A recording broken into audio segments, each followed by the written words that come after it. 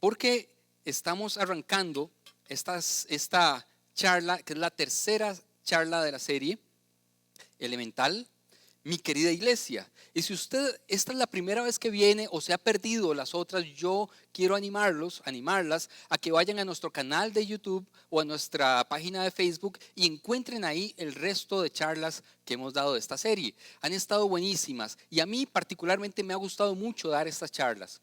Me ha gustado mucho. Además, ha pasado algo que ha sido muy interesante porque la respuesta de la gente, no solamente, vean qué interesante, Interludio no solamente los que estamos viniendo los domingos acá, es mucho más personas, mucha gente que lo ve online o mucha gente que no puede venir por diferentes circunstancias, incluso por el asunto de las placas o porque les queda larguísimo ahora que estamos acá. Pero también hay mucha gente que no viene a nuestra comunidad que nos ve. Ustedes sabían, hay un montón de espías, no mentira, hay un montón de gente que nos ve. De hecho, probablemente muchos de ustedes empezaron a venir a Interludio porque empezaron a ver las charlas antes de venir acá. ¿Cuántos les pasó eso? Levantando la mano. Un montón de gente que nos espiaba antes de ser ya parte de los aliados, ¿verdad? Aquí. Pero entonces, ha habido dos tipos de respuesta con respecto a los temas que hemos estado dando. Los que han amado el tema, los que han amado los temas y los que han odiado los temas. Y hay una frase que usted y yo creo que conocemos: haters gonna hate. De todas formas, no importa lo que hagamos y no importa lo que digamos, siempre va a haber alguien que va a decir herejes, insecuérvidos, para no decir incircuncisos. Siempre va a haber alguien que va a decir no usó suficientes versículos de la Biblia o lo que sea, ¿verdad? Siempre va a haber alguien que nos critique, y no sé, no solo en la parte de la fe, de la iglesia, de lo que pensamos. A usted en la vida siempre hay alguien que lo va a criticar, ¿sí o no? Si sube una foto demasiado maquillado, si no sube una foto que sacó mucho trasero, que no sacó el trasero, que lo que sea, ¿sí o no? ¿A cuántos los han criticado en la vida? ¿A cuántos los están criticando últimamente en la vida? Sea sincero, sea sincero. ¿Cuántos critican? No, ella es otra cosa, ¿verdad? Ahí sí, ahí sí. Pero, ¿saben qué?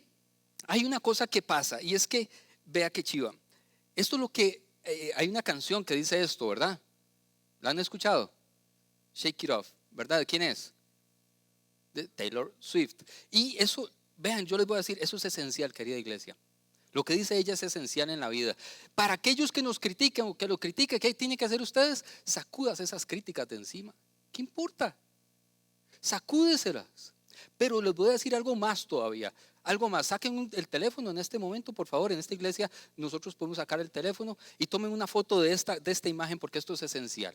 A todos aquellos y aquellas que nos señalan, que nos critican, que le dicen que usted trabaja, que usted se robó lo que piensa, que sus pensamientos, que su página web, que lo que sea que critiquen en su vida, usted recuerde, esto es esencial. Sacúdase de las críticas. Sacúdase de las críticas. Y esto es bíblico, además, quiero decirles. Esto no fue un invento de Taylor Swift. Ella se lo robó de Jesús. Jesús fue el que empezó esta movida. Y se los voy a demostrar. Vean, en Mateo 10:14 dice: en caso de que no los reciban ni escuchen, o sea, en caso de que los critiquen y que los señalen, etcétera, si no ven, en los lados también están los textos.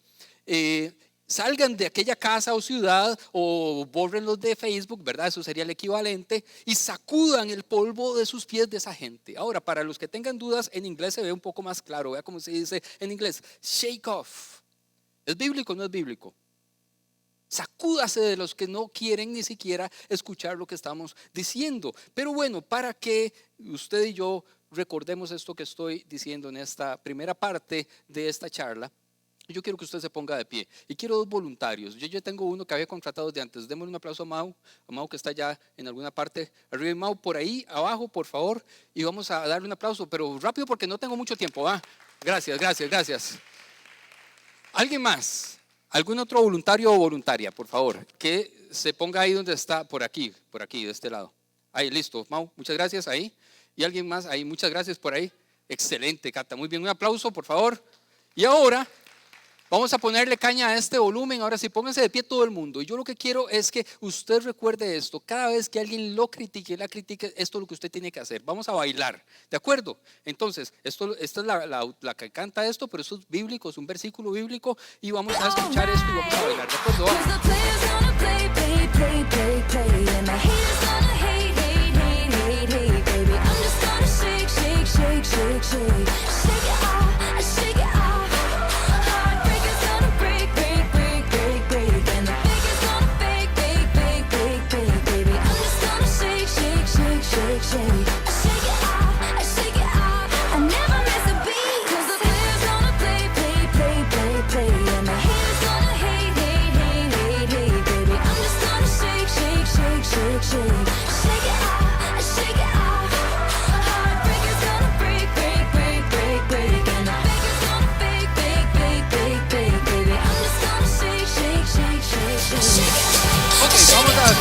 vamos a detenernos aquí. Muchas gracias. Un aplauso a los voluntarios y voluntarias, por favor. Tomen asiento. ¿Ustedes me escuchan bien? Sí, está muy bajito. Yo casi no me escucho aquí. ¿Está bien bajito? No, está bien. Ok, entonces, vean, ¿por qué también hago yo esto? ¿Cuántos sintieron que estábamos haciendo una herejía aquí? Si usted sintió que estábamos profanando un lugar santísimo hoy, usted necesita escuchar las 2 charlas anteriores. Porque ¿qué dijimos nosotros? Que vino a instaurar Jesús como su iglesia. No habían lugares sagrados, no habían textos sagrados, ni habían personas sagradas. Es decir, que lo que yo haga aquí realmente no profana el honor y la santidad de Dios o de Jesús. Así que también esto era un recordatorio de esto que hemos estado hablando y aprendiendo. Vean, yo amo la iglesia en general, las iglesias. Amo a los anglicanos, amo a los católicos, amo a los bautistas, a los algunos un poco menos que otros, pero cuando uno se los encuentra en personas los puede amar. Pero amo la iglesia, y todo lo que hagamos aquí no es para destruir a ninguna iglesia ni a nadie que piense distinto. Es para entender profundamente cuál es el regalo que Jesús nos vino a dar a nosotros, para disfrutar de lo que Él quería que viviéramos. ¿De acuerdo? Entonces, nosotros, la mayoría, crecimos en alguna iglesia, de alguna manera en una enseñanza religiosa. Y eso nos ha formado. Y nos han enseñado a veces cosas muy buenas, muy correctas, que hay que conservar. Pero también hemos ido aprendiendo en el camino un montón de cosas que no se parecen demasiado a lo que Jesús quería que aprendiéramos. Y de eso hemos estado conversando estas semanas anteriores. Porque cuando Jesús apareció, lo que hizo fue cambiar, hacer una pequeña revolución, una gran revolución, y proponer algo diferente. Antes de Jesús, todas las religiones, todas, el judaísmo y todas las religiones mistéricas y de la zona, los griegos, los romanos, todos ellos basaban su creencia en esas 3 cosas que acabo de decir: en el templo sagrado, en unos escritos sagrados, y hombres, y solamente hombres y no mujeres, sagrados. Y lo que decían los hombres sagrados era lo que había que hacer, y punto, ¿verdad? Y usted puede decir algo así como esto que tengo acá es lo que habíamos dicho, ¿verdad? Lugares sagrados, textos sagrados, hombres sagrados. Siempre habían lugares sagrados. Y hasta el día de hoy, cuando usted sienta que está entrando en un lugar sagrado, recuerde, Jesús, todo el ministerio que hizo Él, lo hizo fuera de los templos y fuera del templo. ¿A dónde sanaba Jesús? ¿A dónde multiplicó los panes y los peces? Siempre hay que pensar mucho cuando uno dice esa frase, lo de los panes y los peces, porque a veces hay gente que dice los penes y los no sé qué, ¿verdad? Y los panes, ¿cómo es? Los pases y los penes, dicen algunos, que se les traba la lengua. ¿Dónde lo hizo? Al aire libre. Y no por una pandemia, sino porque Él dice, no hay lugares sagrados en sí. 2, la gente, los sumos sacerdotes y los sacerdotes no son más sagrados que usted y que yo. Y las escrituras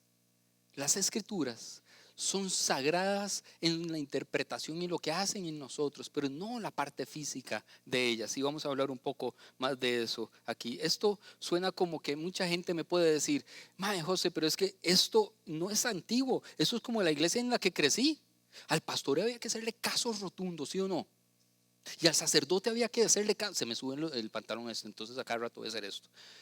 Al sacerdote hay que hacerle caso. Y si uno desobedece, está rompiendo algo sagrado.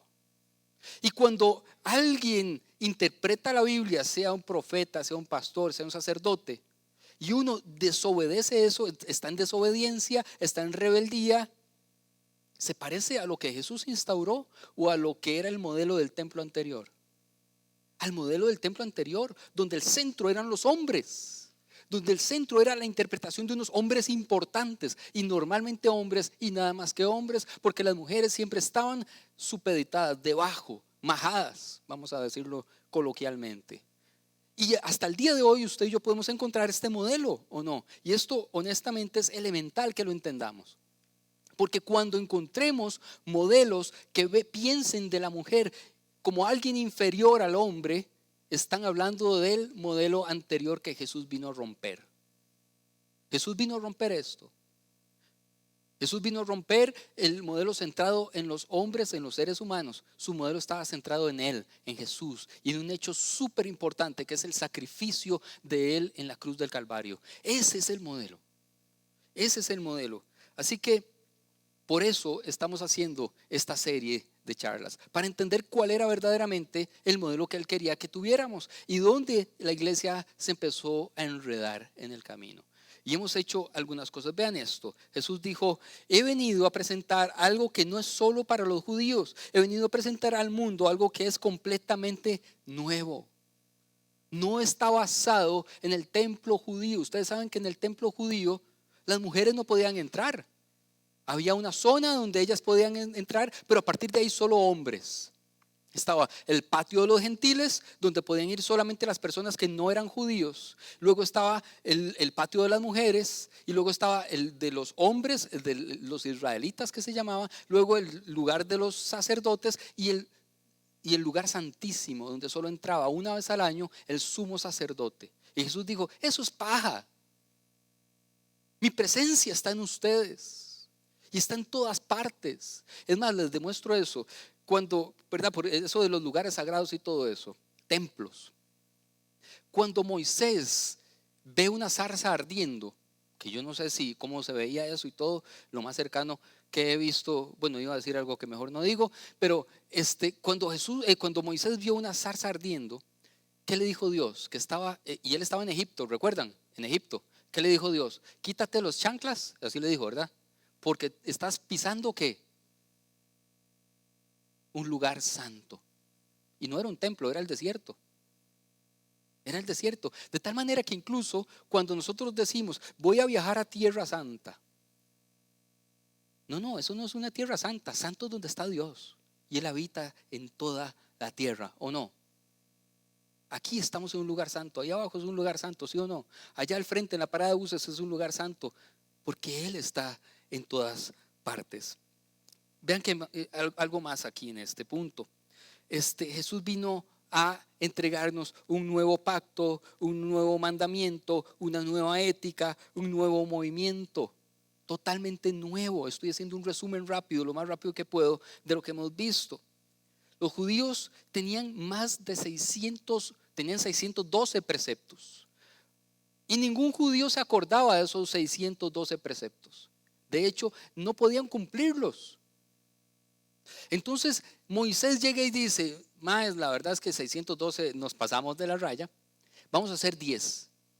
Dejémoslo en 10. Yo le voy a dar hoy 50,000 pesos al que me diga los 10 mandamientos en orden hoy aquí. Si alguien se lo hubiera sabido, hubiera salido corriendo para ganarse esos 50,000 colones. Pero ni siquiera 10 somos capaces de recordar. No somos capaces de recordar los 10 mandamientos. De hecho, nos inventamos mandamientos cuando estamos intentando hablar de los 10 mandamientos. Entonces Jesús, cuando dice: un nuevo mandamiento les doy, les dice: se los voy a dejar en uno más. Vamos de 600 a 10 y de 10 a 1. Ámense los unos a los otros. Ame al Señor con todo su corazón y ame a su prójimo como usted mismo. Está un poco más fácil. Es más complicado. Es más fácil de memorizar, pero más complicado de cumplir, de hacer. Y entonces Jesús más o menos nos estaba diciendo: en esta nueva comunidad que estoy regalándoles, este mandamiento tiene muchas aplicaciones, pero es un solo mandamiento. Y la gente le dice a uno: sí, no, pero en los 10 mandamientos dice: no adulterarás. Claro, usted no adultera, ¿por qué? Porque ama a su esposa, su esposo. ¿Es el primer mandamiento o no? No robarás. Por supuesto, usted no roba porque usted ama a su prójimo. Cuando usted deja de amar a su prójimo, rompe todos los mandamientos. Esto era lo que nos estaba enseñando Jesús, resumiendo todo en uno solo, para que entendiéramos y además para que profundizáramos en esto. Esto era más o menos lo que Él quería que comprendiéramos.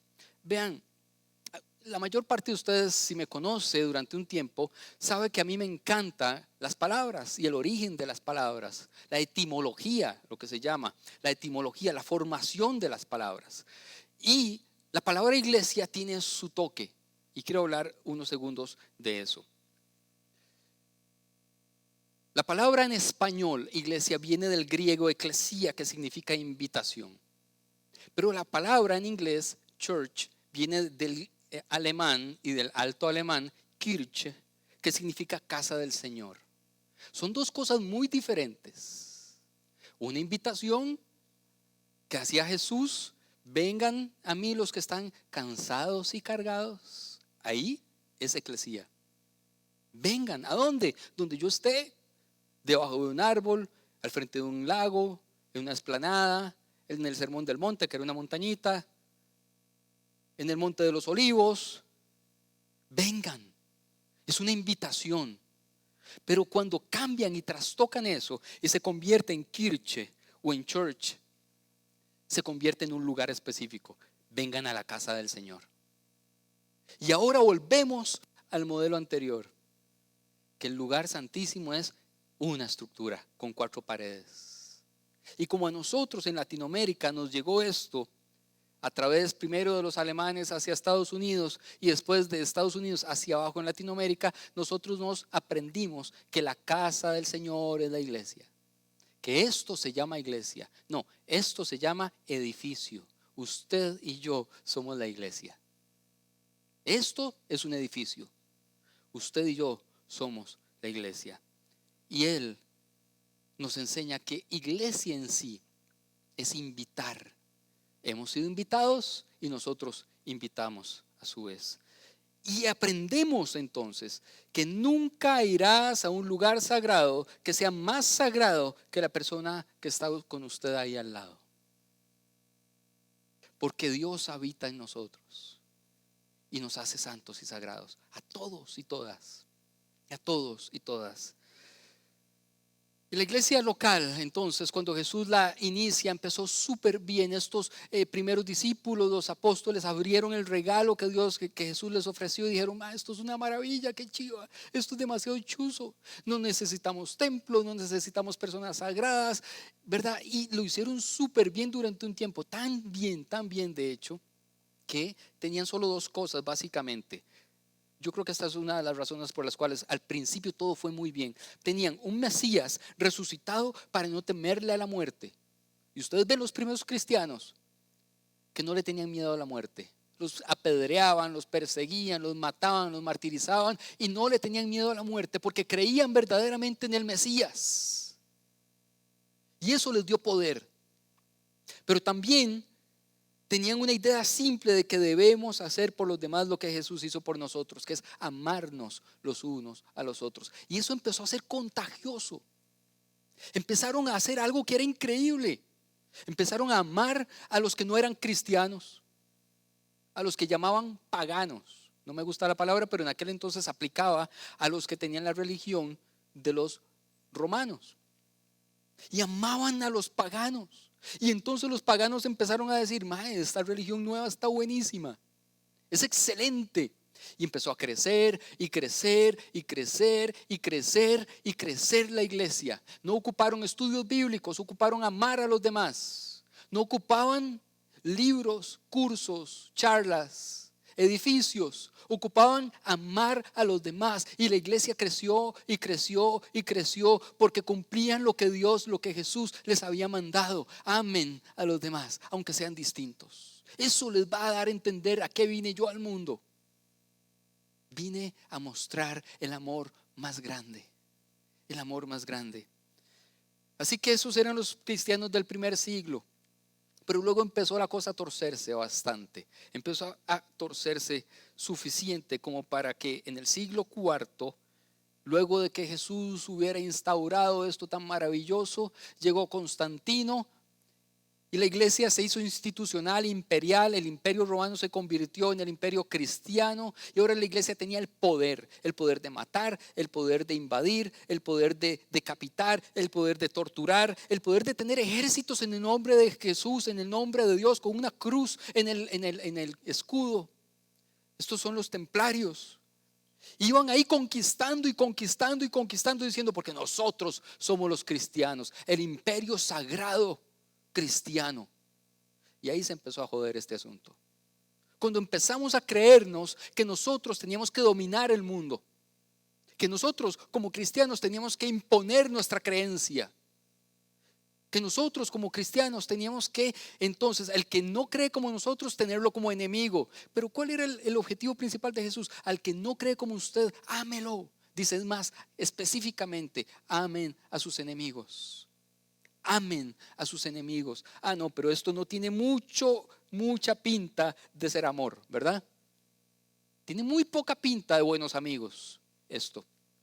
Pero poco tiempo después se siguió enredando la cosa. Llega el siglo XVI y aparece Martín Lutero. Todo eso está mal. La iglesia católica y el imperio, el sacro imperio romano y germánico está mal. Vamos a revolucionar esto.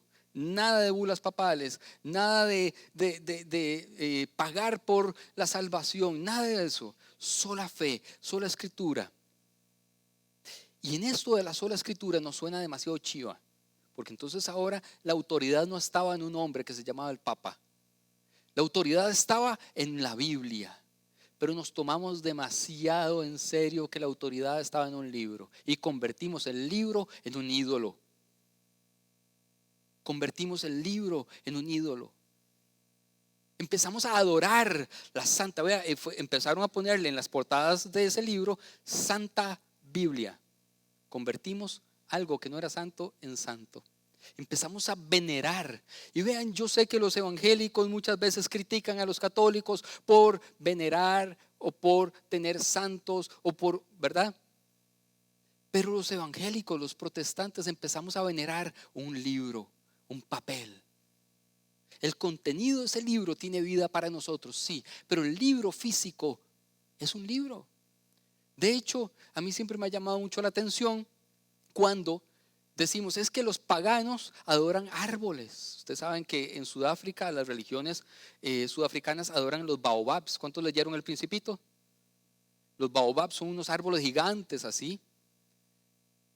Los celtas adoran los robles, adoran los ríos, nuestros antepasados adoran piedras y nosotros adoramos el papel.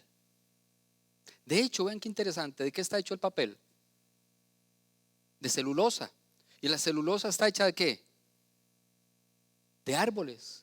En el fondo, cuando nosotros estamos adorando, venerando un libro, dándole más peso a ese libro de lo que merece el libro físico, estamos venerando un árbol también.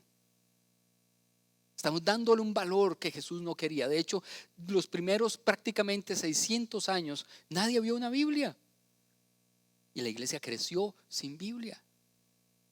Y esto yo sé que es lo que genera en muchas personas esa sensación de que estamos diciendo cosas heréticas. Pero vean, incluso en el siglo XX, a inicios del siglo XX en Costa Rica, el porcentaje de personas que sabían leer era más o menos el 3% de la población.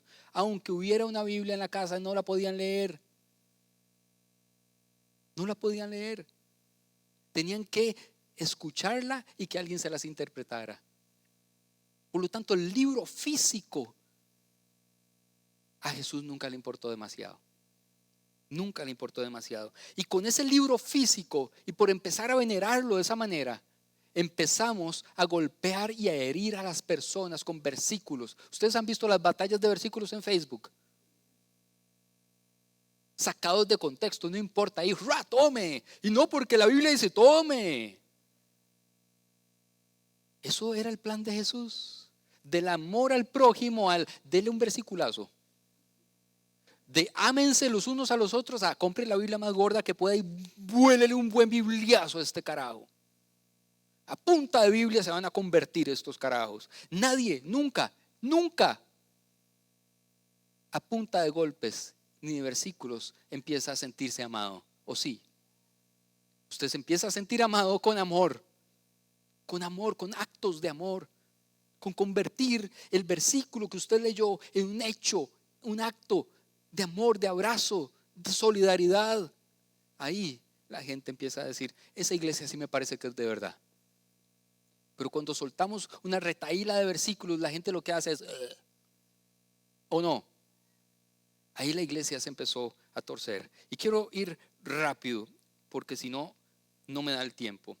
Esto fue básicamente lo que hemos visto en las semanas anteriores. Y ahora en la carrera final voy a hablar de Juan Pablo II y de Pat Robertson. Ahora yo sé que Juan Pablo II es súper querido por la gente, por todo el mundo. Fue el papa viajero. Recuerdan, ¿verdad? Y donde llegaba a un lugar, incluso aquí a San José, se arrodillaba y besaba en el aeropuerto. Ahora no se puede hacer mucho de eso, ¿verdad? Porque se contagia no solo de COVID, ahí depende de donde uno llegue, ¿verdad? Hay muchas cosas. Pero, Juan Pablo II tenía también su cuota de responsabilidad. Vean qué interesante. ¿Quién es ese otro que está a la par de Juan Pablo II? ¿Alguien sabe? Monseñor Arnulfo Romero. ¿De dónde es él? ¿Alguien se acuerda de lo que estoy hablando? ¿No? ¿No? Es centroamericano, sí. A ver, vamos, historia centroamericana. Monseñor Romero, del Salvador, muchas gracias. Démosle un aplauso, no sé quién habló, pero gracias. Ahí en esta foto, vean esto que tiene aquí. Él viajó a Roma, Monseñor Romero, para enseñarle al Papa Juan Pablo II las torturas que estaba haciendo la dictadura del Salvador y que estaban matando gente con fotos. Y Juan Pablo II le dijo, no exagere, Monseñor, no exagere, eso está en la historia, está escrito. No exagere. 2 meses después a él lo mataron dando misa. ¿Por qué Juan Pablo II no le quiso escuchar? Porque eran de izquierda. Y Juan Pablo II desechó, le pateó el trasero a todos los que eran de izquierda, aunque fueran creyentes. Vean la siguiente fotografía. Estamos hablando, esto es Centroamérica. ¿Quién es? El que está ahí abajo. Esto es en Nicaragua. Ese se llama Ernesto Cardenal. Y apenas llegó el Papa Juan Pablo II a Nicaragua, Ernesto Cardenal hace el gesto de respeto que usted y yo no le hemos hecho a nadie, que es arrodillarnos delante de alguien. ¿Sí o no? Usted lo ha hecho. Bueno, cuando le ha dado el anillo a alguien, algunos de ustedes todavía hacen eso, pero se arrodilla y vea lo que hace Juan Pablo, le hace. Y eso hay un video donde lo está, pero bueno, si le echó una y lo excomulgó. Y excomulgó un montón de gente en la era de Juan Pablo II. Y mataron y persiguieron y encarcelaron y torturaron un montón de gente. Y no solo eso. A Juan Pablo II le llegaban las denuncias de abusos sexuales durante todos esos 27 años que fue papa. Y no quiso leerlas, ni verlas, ni actuar. Y hoy usted y yo escuchamos tanta gente que dice, es que en la iglesia permiten el abuso sexual de menores, ¿sí o no? Son pedófilos. Si hubieran detenido esto a tiempo, esto no hubiera sucedido. Hay una cuota de culpa aquí también. Y soy muy crítico. Y no estoy en contra de la iglesia católico romana. De hecho, tengo una foto con el actual papa Chisco, el Papa Francisco.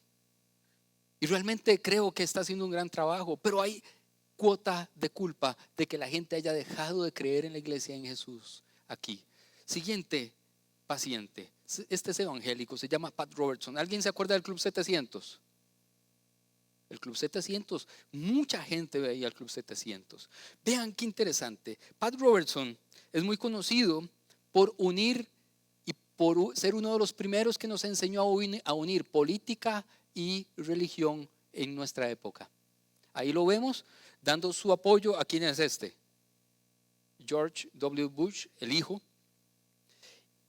Y Pat Robertson le aconsejaba el asunto de invadir Irak, Afganistán, de invadir. Vean esto para no ir. No sé si se lee, pero Vean lo que dice, esto aparece en el diario español El País, dice: la invitación de Pat Robertson a acabar con Hugo Chávez enturbia aún más las relaciones entre Estados Unidos y Venezuela.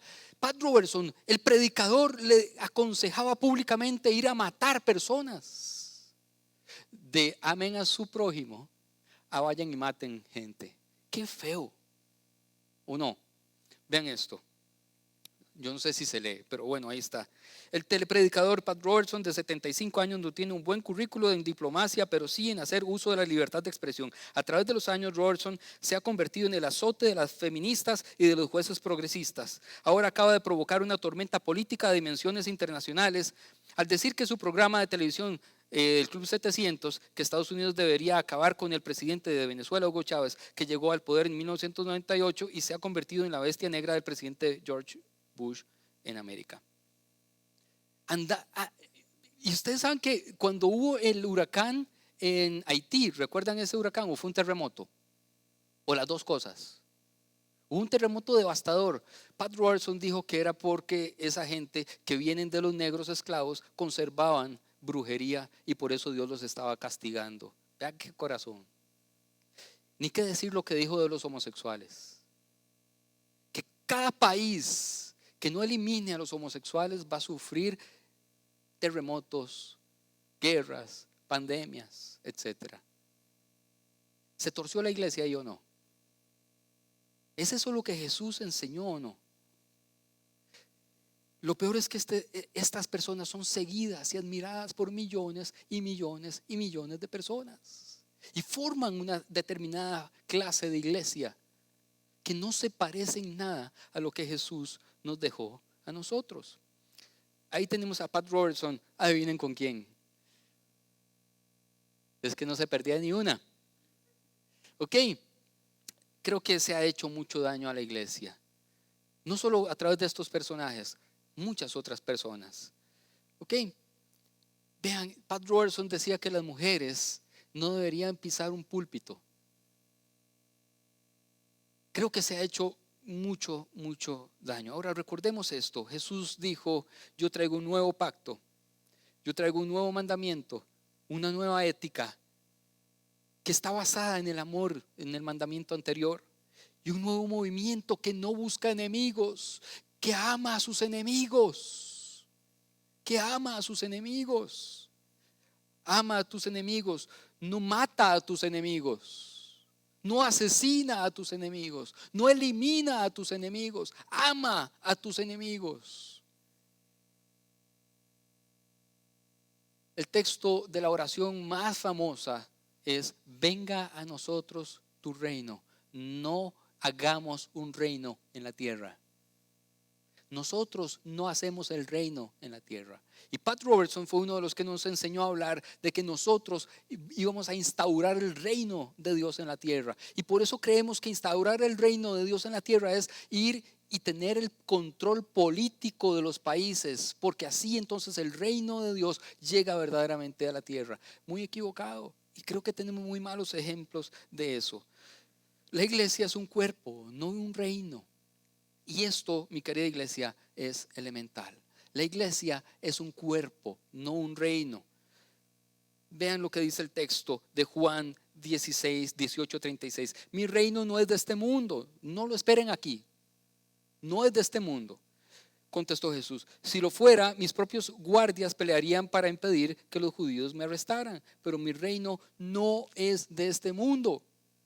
Usted y yo no nos mandaron a instaurar el reino de Dios, nos mandaron a orar porque su reino viniera a nosotros. Es diferente.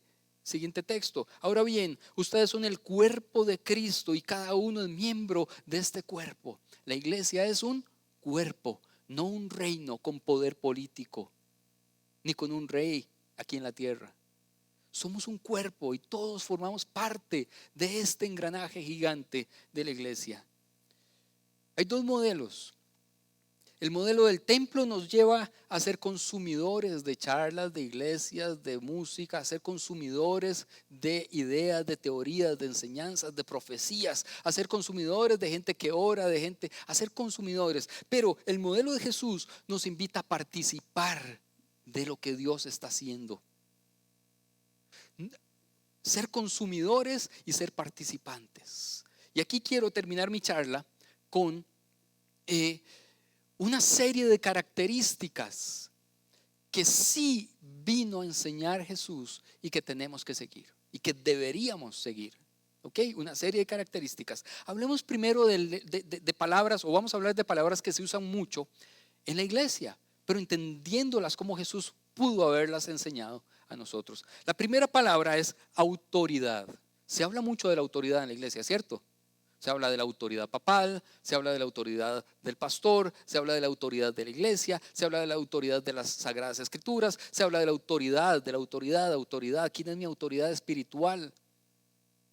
Y ahí vemos entonces algunos que sienten que tienen autoridad espiritual sobre Costa Rica, sobrevolando, digamos, Costa Rica y orando desde un avión. Y no estoy refiriéndome con la imagen de la negrita, estoy refiriéndome a un pastor que hace eso una vez al año. Autoridad. La autoridad es para beneficiar a los liderados, no a los líderes. La autoridad que Jesús vino a enseñarnos ponía boca arriba, de cabeza, lo que se entendía por autoridad antes. La autoridad antes era: ríndame pleitesía porque yo tengo la autoridad. Un día de estos, Santi y Paula me estaban preguntando que por qué a algunas personas, alguna gente los trata demasiado bien y a otros no. Empezaron a entender que hay gente a la que otros le rinden pleitesía y a otros no. Y fue muy buena la conversación que tuvimos con ellos.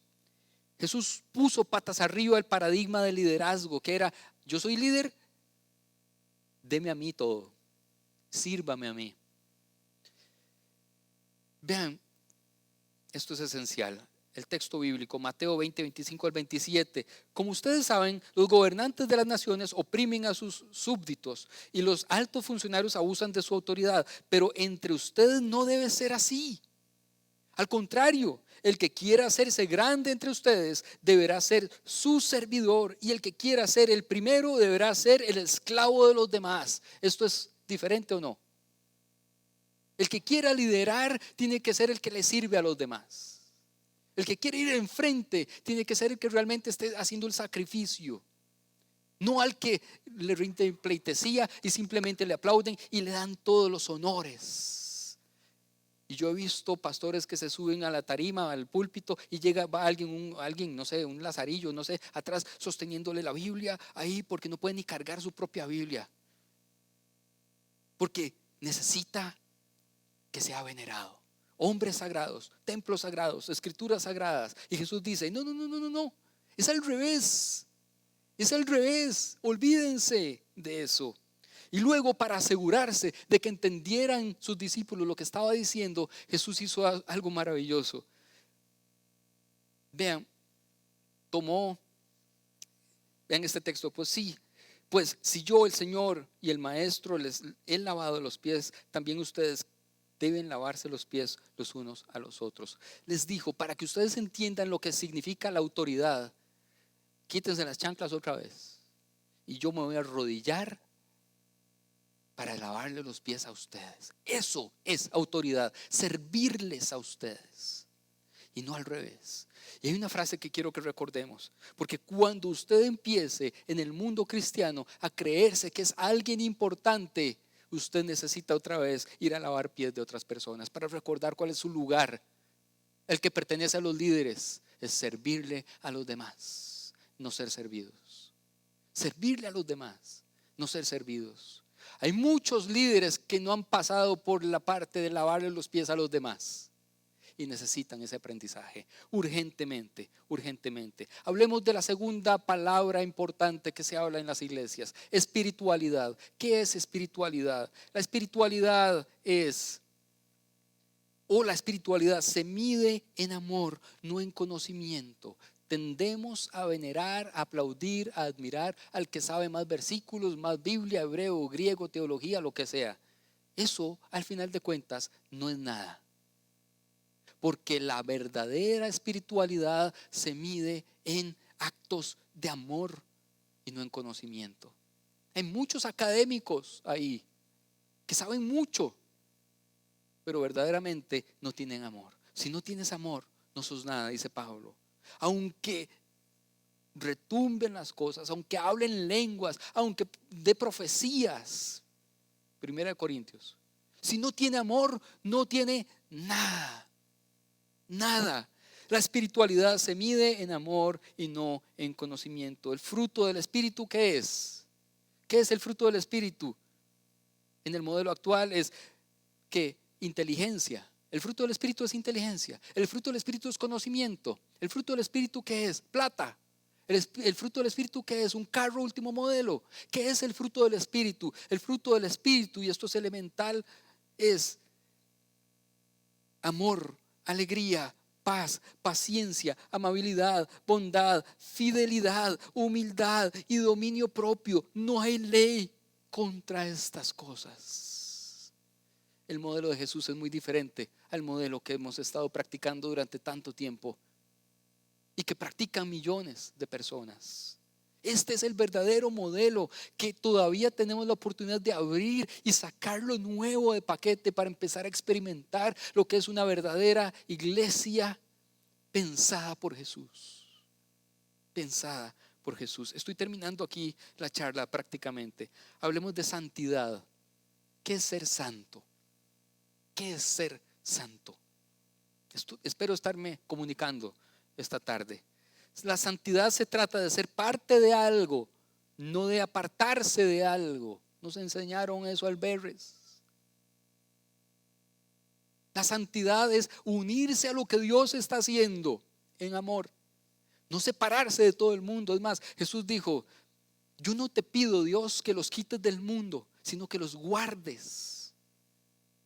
Y a nosotros nos dicen: apártese del mundo. ¿Y Jesús con quién andaba? A Jesús lo señalaban por ¿qué? Por sentarse a cenar con los recaudadores de impuestos, con los pecadores, con las prostitutas. Y el resultado de eso fue una iglesia maravillosa. En el momento en que empezamos a separarnos, la iglesia empezó a convertirse en elitista y en creerse superior a los demás. Conectarse con, no desconectarse de. El texto Juan 1:14 no va a aparecer aquí, pero yo lo tengo acá. El Verbo se hizo carne y habitó entre nosotros. El más santo de todos. No se separó, sino que se unió a nosotros. Habitó entre nosotros. Se hizo carne para habitar entre nosotros. Entre lo que era pecador, entre lo que era sucio, entre nosotros. Ahí habitó Jesús. ¿Y dónde habita Dios? Dentro de nosotros. No se separa de nosotros cuando pecamos. Él sigue en nosotros porque nos ama. Jesús siguió tocando a los enfermos para sanarlos, los tocaba. Tenía unos toques muy raros también, eso sí, y todo hay que decirlo. Un día agarró y se echó 2 cuechazos en las manos. ¿Se acuerdan de ese episodio? Bueno, primero le echó un cuechazo en la hacha a alguien. ¿Verdad? Que hay que tenerlo, hay que tener así el carácter muy bien para que después de un cuechazo uno diga: sí, Señor Jesús, gracias. Y no había pasta de dientes en aquel entonces. Pero hizo un bodoque de barro hecho de cuecha y también se lo mandó en los ojos a un par ahí. Tenía sus métodos, sí, tenía sus métodos. Es una persona particular, Jesús, ¿verdad? Pero tocaba a la gente que estaba enferma de lepra. No es separarse, es unirse a los que están necesitando. No es separarse de lo caído, es unirse para remediar lo que necesita remedio. Ahí tiene que estar la iglesia. ¿Han visto lo que hace Chepe Cebaña? Se llama así, ¿verdad? Chepe Cebaña. Ay, qué genialidad. Y ahora están en un punto que yo me quito el sombrero. Eso es iglesia. Y no me importa si toda la gente que participa en eso es cristiana o no. Ahí se ve el amor de Dios en acción, ¿sí o no? No me griten, porque no se vale tampoco por la pandemia. Es que se ven muy modositos, así como no pueden hacer mucho. Ya termino acá.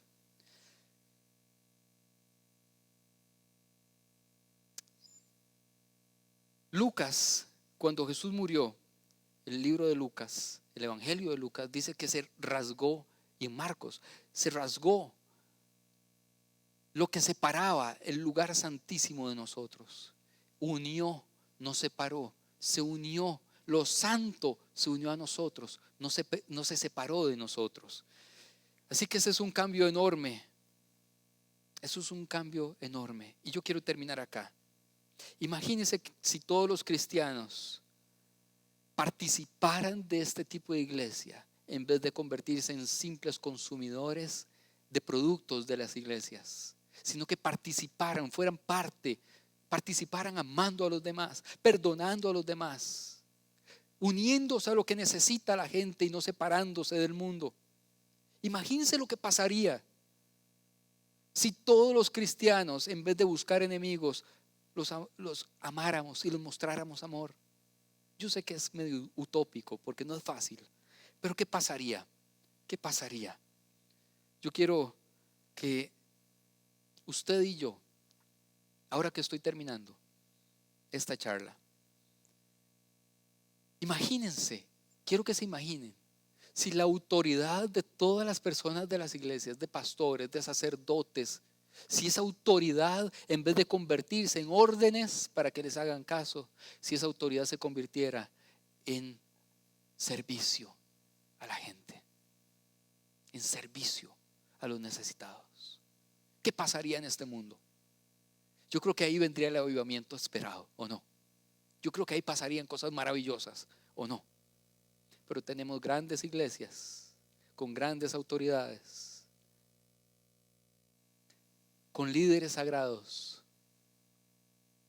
y un montón de seguidores asustados de que si no les hacen caso se los lleva a candanga. Pongámonos de pie, por favor, vamos a orar. Señor, gracias por esta tarde, Señor. Gracias por tu iglesia, por la idea real que viniste a entregarnos, que nos libera, que nos hace